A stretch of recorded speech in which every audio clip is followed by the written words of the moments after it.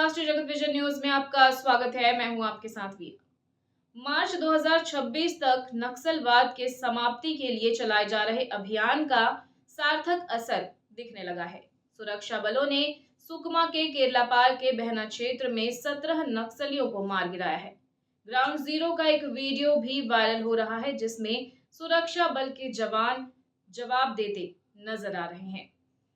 Sukma SP किरण चौहान के नेतृत्व में जवानों ने सफलता हासिल की है। आइए दिखाते हैं पूरी खबर। नक्सलियां फंस गए हैं पूरी।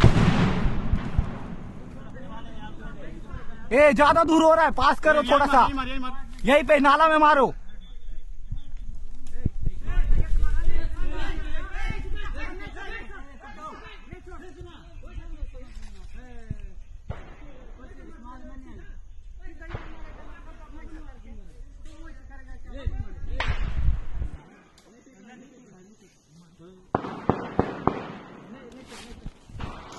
सबके सब अपना अपना पोजीशन में है। सुनील फेंका क्या? सुनील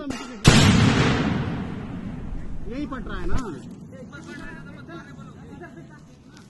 पता मिनट में रहने के ऊपर ही पट रहा है।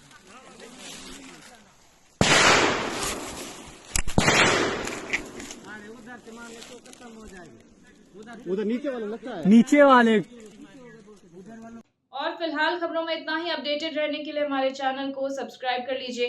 नई खबरों के नोटिफिकेशन के लिए बेल आइकन जरूर दबाइए। नमस्कार।